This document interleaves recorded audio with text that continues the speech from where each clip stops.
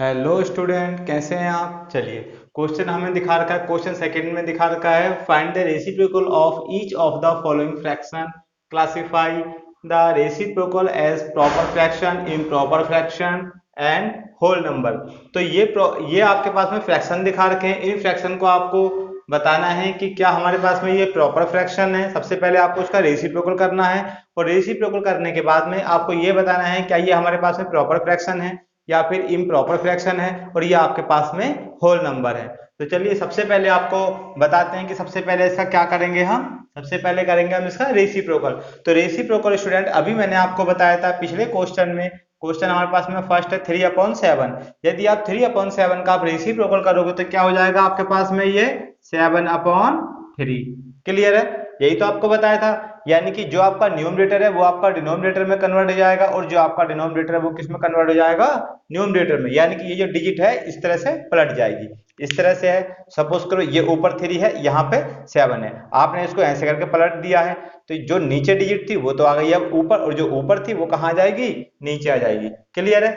अब आपको ये बताना है, ये बात तो आपको अच्छी तरह से आ गई है कि किसी भी डिजिट का हम रेसिप्रोकल कैसे निकालते हैं। चलिए, अब हम कैसे बताएंगे कि ये नंबर हमारे पास में प्रॉपर फ्रैक्शन है या फिर इम्प्रॉपर फ्रैक्शन में है या फिर हमारे पास में होल नंबर में है। तो स्टूडेंट, जब हमारे पास में ऊपर की डिजिट छोटी होती है, यानी कि ऊपर हमारे पास में क्या है, न्यूमरेटर, और नीचे क्या है हमारे पास में, डिनोमिनेटर। तो जब हमारे पास में न्यूमरेटर की डिजिट हमारे पास में बड़ी होगी और न्यूमरेटर की डिजिट छोटी होगी, क्या बताया कि ऊपर की डिजिट बड़ी है और नीचे की डिजिट छोटी है, तो उस केस में आप यहां लिखोगे क्या, इम्प्रॉपर फ्रैक्शन। क्या लिखेंगे आप, इम्प्रॉपर फ्रैक्शन।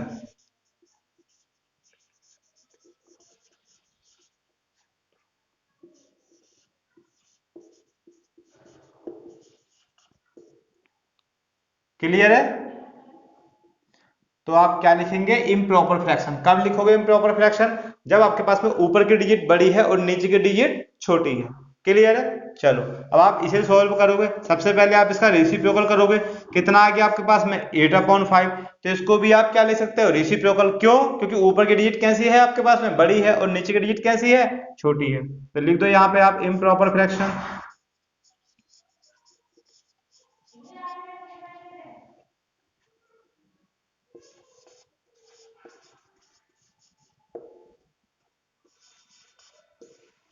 चलिए, अब हम थर्ड क्वेश्चन को सॉल्व करते हैं। ये हमारे पास में 9/7 है।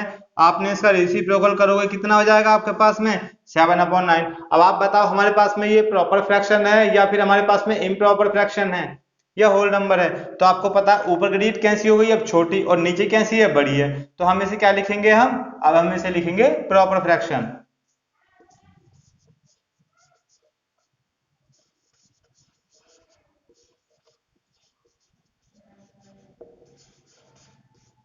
क्लियर है। चलिए, अब आपके पास में नेक्स्ट क्वेश्चन है 6/7। सबसे पहले आप क्या करोगे, इसका रेसिप्रोकल करोगे। तो रेसिप्रोकल करने के बाद में क्या आ गया आपके पास में, ये 7/6। अब देखो ऊपर की डिजिट बड़ी है या छोटी है, ऊपर की बड़ी है और नीचे डिजिट कैसी है, छोटी है। तो क्या लिखेंगे हम इसे, इम्प्रॉपर फ्रैक्शन।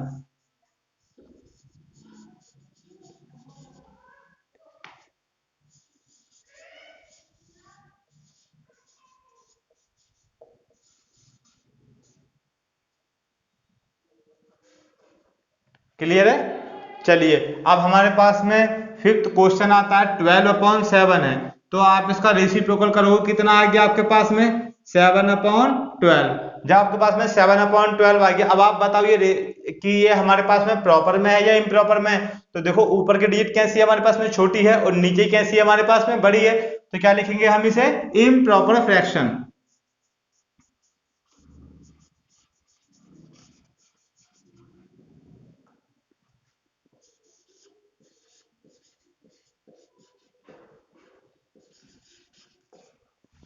क्लियर है। चलिए, अब हमारे पास में सिक्स क्वेश्चन है, सॉल्व कीजिए। सबसे पहले आप इसका रेसिप्रोकल करोगे तो कितना आ गया आपके पास में, 8/1। 8/1 का मतलब क्या है, 1 से आप 8 को डिवाइड करोगे, कितना आ गया आपके पास में, 8 आ गया। ऐसी डिजिट जिसके अपॉन में कुछ नहीं होगा, क्या कहेंगे उसे, होल नंबर। क्या कहेंगे इसे, होल नंबर।